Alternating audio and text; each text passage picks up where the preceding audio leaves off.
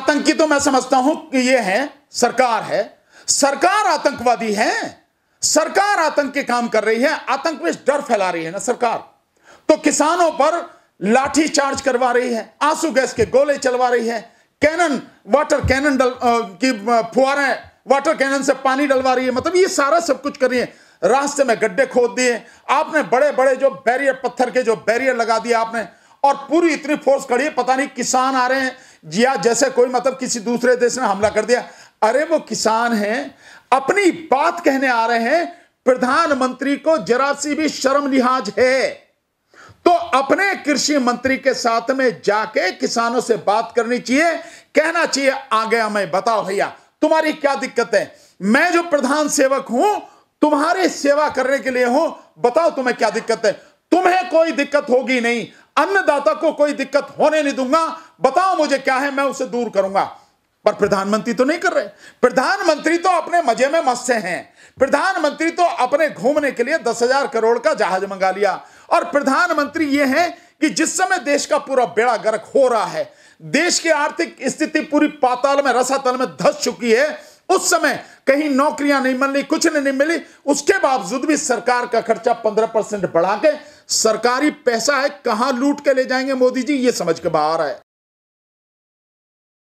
किसानों के साथ साथ ऐसी बर्बरता क्यों? इससे ज्यादा दुखद और क्या होगा कि जो अन्नदाता है, जिसकी मेहनत से उगाए गए अन्न से ये पूरा देश चलता है, उस अन्नदाता पर पुलिस के द्वारा बर्बरता पूर्वक आंसू गैस के गोले छोड़े जा रहे हैं। पुलिस के द्वारा सर्दी में, रात में भी, दिन तो दिन छोड़िए आप, रात में भी वाटर कैनन से जो है पानी की बौछारें की जा रही हैं बुरी तरह से। और उनको दिल्ली आने से रोकने के लिए जो हाईवे है, नेशनल हाईवे तक को बीच में से खोद के बड़ी खाई बना दी गई है। इससे ज्यादा दुर्भाग्य क्या होगा और इससे ज्यादा बर्बरता मैं समझता हूं इस देश के किसानों और किसानों के साथ साथ पूरे देश के लोगों के साथ में और क्या हो सकती है जो ये सरकार कर रही है। आखिर देश के संविधान ने, अनुच्छेद 19 ने अभिव्यक्ति की आजादी दी है, अनुच्छेद 21 ने जीवन की, लाइफ एंड लिबर्टी की स्वतंत्रता दी है।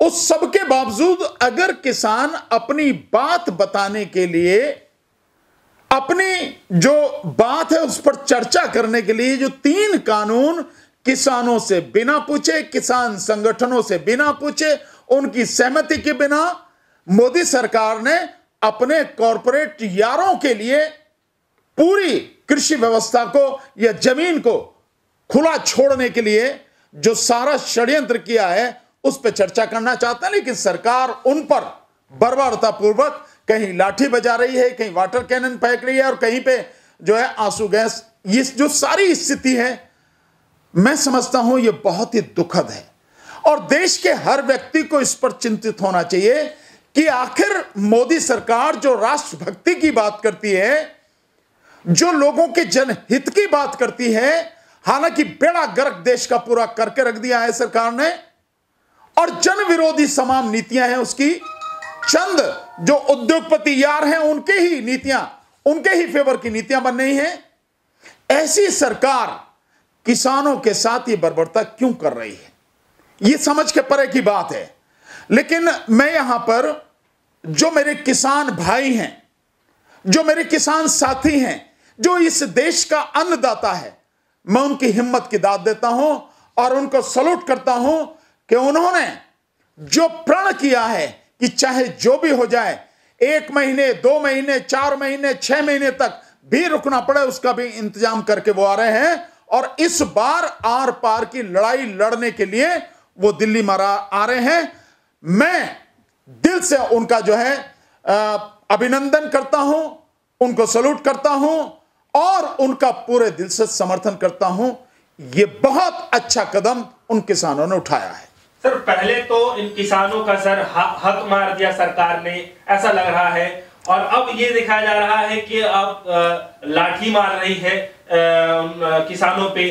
तो जब ये किसानों के हित के लिए ही ये बिल लाया गया है और फिर किसान देखा जा रहा है कि विरोध भी कर रहे हैं, तो कम से कम किसानों से क्या नहीं लगता कि इससे मशवरा कर लेना चाहिए था एक बार, ये भी लाने से पहले। देखिए, मैंने तो ये बात आपको कही कि भाई आप किसानों के विषय में बिल लेके आए हैं, किसानों के विषय में कानून आपने बनाया है।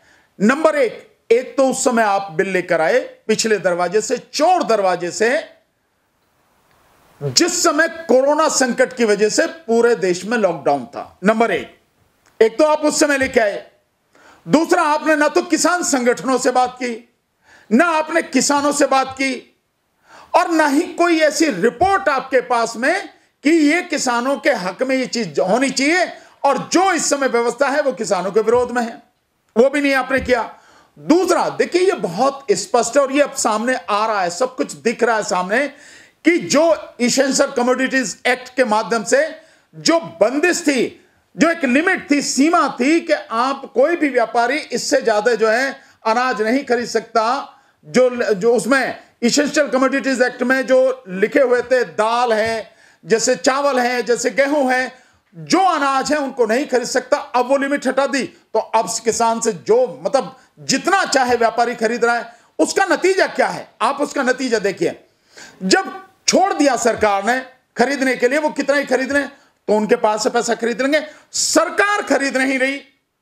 सरकार इस समय, आप पूरे आंकड़े देखिए कि जो 23 फसलों पर एमएसपी सरकार ने निश्चित की है, यानी मिनिमम सपोर्ट प्राइस, यानी न्यूनतम समर्थन मूल्य जो सरकार ने घोषित किया है, कहीं भी न्यूनतम समर्थन मूल्य किसान को मिल नहीं रहा।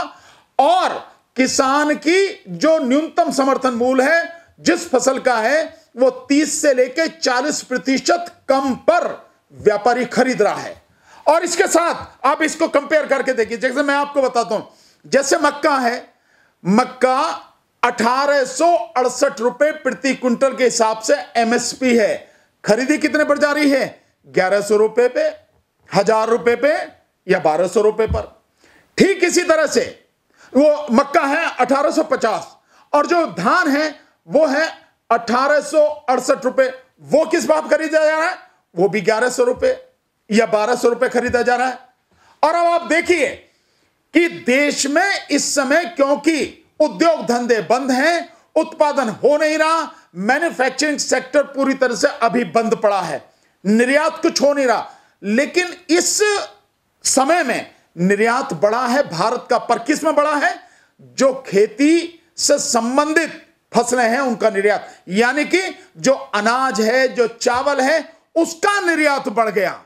तो मतलब यह हो गया कि जो व्यापारी है, जब उनको खुली छूट दे दी गई है, तो व्यापारी कम से कम दाम पर किसान से उसकी फसल खरीद रहे हैं और बड़े मुनाफे पर उसे विदेशों में बेच रहे हैं, क्योंकि सरकार ने छूट दे दी। और यही वो सरकार है जो मोदी सरकार 6 लाख टन मक्का का आयात इन्होंने अमेरिका से किया, ट्रंप के दबाव में आकर मोदी जी ने किया, और मक्का उत्पादन जो किसान है उनको पूरी तरह से तबाह कर दिया। जो मक्का का रेट उन्हें 2400 रुपए मिलता था पिछले साल, आज उन्हें एमएसपी भी नहीं मिल रहा, उससे आधा मिल रहा है, 1100 या 1200 रुपए। तो सरकार अगर कहती है कि किसानों के भले के लिए काम है, तो फिर भलाई कहां है, बताओ ना आप। आपकी भलाई, आपकी नियत उसी समय समझ में आ जाती है जब आप जो एमएसपी निश्चित कर रहे हो, उस एमएसपी पर किसान की फसल को या तो व्यापारी खरीदे, व्यापारी नहीं खरीदे तो आप खरीदो, उसे एमएसपी मिलना चाहिए। लेकिन आपकी घोषणा के बाद एमएसपी नहीं मिल रहा और आप कुछ नहीं कर रहे, चुप बैठे हैं, तो आप किसानों के समर्थक नहीं, आप किसानों के द्रोही हो, किसानों की पीठ में छुरा भोंकने वाले हो, आप किसानों का सत्यानाश करने वाले हो। किसानों को भीख नहीं चाहिए, भीख नहीं मांगता किसान, किसान अपनी मेहनत का सही दाम मांगता है, और मोदी सरकार वो दाम उन्हें दिलाने को तैयार नहीं है। ये चंद व्यापारियों के हाथ में ही पूरे देश को बेच देना चाहती है, नंबर 1। नंबर 2, जिस मंडी सिस्टम की बात किसान कर रही है सरकार, उसको आप खत्म करके दूसरी मंडी लगा रहे हो। मतलब जिसको भी, कि जिसके पास इनकम टैक्स का वो है, जो नंबर है, पैन कार्ड है जिसके पास, वही खरीद सकता। इसका मतलब जो सिस्टम है, उस सिस्टम को सुधारने की बजाय, उस सिस्टम की कमियों को, खामियों को दूर करके उसे बेहतर बनाने की बजाय, आप एक दूसरा सिस्टम लागू कर रहे हो, जिससे ये जो पुराना सिस्टम है, ये सिस्टम साल में 2 साल में पूरी तरह से तबाह हो जाएगा। कैसे हो जाएगा? अगर मंडी के बाहर ही कोई खरीदने के लिए तैयार हो, जिस पर मंडी में जो 1-2% जो टैक्स लगता है वो ना लगे, तो स्वाभाविक है किसान छोटे लालच में वहां जाके अपनी फसल बेच देगा, और बेच देगा वो थोड़ा सा शुरू में ज्यादा दाम देगा, और इसी तरह से 2-3 साल चलेगा, मंडी खत्म हो जाएंगी, फिर बाहर वो रह गया, उसने क्या खरीदा, कैसे खरीदा, क्या हुआ क्या नहीं हुआ, वो किसी बात के लिए जिम्मेदार नहीं है। पहले उसने ज्यादा पे खरीदा, बाद में कम पे खरीदेगा, मंडी समिति खत्म हो जाएंगी, तबाह हो जाएंगी, उसके बाद में जैसे चाहेगा, किसान का जिस रेट पे चाहेगा वो खरीदेगा, और किसान कहीं भी फरियाद लेकर नहीं जा सकेगा, कुछ नहीं कर सकेगा। इस तरह से किसानों को तबाह किया जा रहा है। सर, एक सवाल है कि किसान सर दिल्ली पहुंचना चाहते हैं और प्रधानमंत्री जी से बात करना चाहते हैं, या फिर अपनी जो बातें हैं वो सरकार तक पहुंचाना चाहते हैं, लेकिन वो दिल्ली के लिए कुछ करना चाहते हैं, तो सर क्या किसान आ रहे थे या फिर आतंकी आ रहे थे? कि जिस तरीके से रोड में गड्ढा खोद दिया जाता है, क्या आतंकी आ रहे थे वहां से? भाई, आतंकी तो मैं समझता हूं कि ये है सरकार आतंकवादी है, सरकार आतंक के काम कर रही है, आतंक में डर फैला रही है ना सरकार, तो किसानों पर लाठी चार्ज करवा रही है, आंसू गैस के गोले चलवा रही है, वाटर कैनन की फुहारें, वाटर कैनन से पानी डलवा रही है, मतलब ये सारा सब कुछ कर रही है। रास्ते में गड्ढे खोद दिए आपने, बड़े बड़े जो बैरियर, पत्थर के जो बैरियर लगा दिए आपने, और पूरी इतनी फोर्स खड़ी है, पता नहीं किसान आ रहे हैं या जैसे कोई मतलब किसी दूसरे देश ने हमला कर दिया। अरे वो किसान हैं, अपनी बात कहने आ रहे हैं, प्रधानमंत्री को जरा सी भी शर्म लिहाज है तो अपने कृषि मंत्री के साथ में जाके किसानों से बात करनी चाहिए, कहना चाहिए आ गया मैं, बताओ भैया तुम्हारी क्या दिक्कत है, मैं जो प्रधान सेवक हूं तुम्हारी सेवा करने के लिए हूं, बताओ तुम्हें क्या दिक्कत है। तुम्हें कोई दिक्कत होगी नहीं, अन्नदाता को कोई दिक्कत होने नहीं दूंगा, बताओ मुझे क्या है, मैं उसे दूर करूंगा। पर प्रधानमंत्री तो नहीं कर रहे, प्रधानमंत्री तो अपने मजे में मस्त हैं, प्रधानमंत्री तो अपने घूमने के लिए 10,000 करोड़ का जहाज मंगा लिया, और प्रधानमंत्री ये है कि जिस समय देश का पूरा बेड़ा गर्क हो रहा है, देश की आर्थिक स्थिति पूरी पाताल में, रसातल में धंस चुकी है, उस समय कहीं नौकरियां नहीं मिली, कुछ नहीं मिली, उसके बावजूद भी सरकार का खर्चा 15% बढ़ा के सरकारी पैसा है कहां लूट के ले जाएंगे मोदी जी, ये समझ के बाहर है, ये समझ में नहीं आ रहा। तो लोगों से बात करने के बजाय, इस देश में दुखी जो लोग हैं उनका दुख दूर करने के बजाय, किसानों से बैठकर बात करने के बजाय, मोदी जी अपने मजे में मस्त हैं और आदेश दे रखा है पुलिस फोर्स को कि चाहे गड्ढे खोदो, कुछ खोदो, दिल्ली में नहीं आए। क्या है भाई वो? दिल्ली तुम्हारे बाप की है क्या? क्या दिल्ली देश की राजधानी नहीं है क्या? दिल्ली में आने का उन्हें हक नहीं है क्या? राजधानी में आके अपनी बात देश के लोगों को बताएं और प्रधानमंत्री को बताएं, सरकार को बताएं, इसी के लिए तो आ रहे हैं। क्यों रोका जा रहा उन्हें? और सरकार इस तरह से उन्हें रोक के बहुत बड़ा गुनाह कर रही है। और मैं मानता हूं जो ये सब कुछ किया जा रहा है गलत है, और ऐसे समय में बाकी सभी लोगों को, आंदोलन करने वाले लोगों को इन किसानों का साथ देना चाहिए और किसानों से सीखना चाहिए कि कितना दृढ़ संकल्प करके वो इस बार दिल्ली की तरफ उन्होंने कूच किया है। जो सीए एनआरसी के आंदोलन करने वाले लोग थे, मेरा उनसे निवेदन है साथ दो किसानों का। जो बेरोजगार दिवस मनाने वाले बेरोजगार युवा थे, पढ़े लिखे नौजवान थे, उनसे निवेदन है मेरा, साथ दो किसानों का। जो फौजी हैं, जो रिटायर्ड फौजी हैं, पूर्व सैनिक हैं, उन सबसे मेरा निवेदन है साथियों, आप भी किसान के बेटे हो, आप भी किसान हो, साथ दो इन किसानों का। हम सबको मिलकर इन किसानों का साथ देना चाहिए। ये अन्नदाता हैं, हमारे ही परिवार के लोग हैं और अपनी बात सरकार को बताने के लिए आ रहे हैं। और जो सरकार ने इनकी पीठ में छुरा भोंका है, कुठाराघात किया है, उन कानूनों को खत्म करवाने के लिए आ रहे हैं, कोई गुनाह नहीं कर रहे हैं। इसलिए सबको इनका साथ देना चाहिए, सरकार को इनकी बात सुननी चाहिए।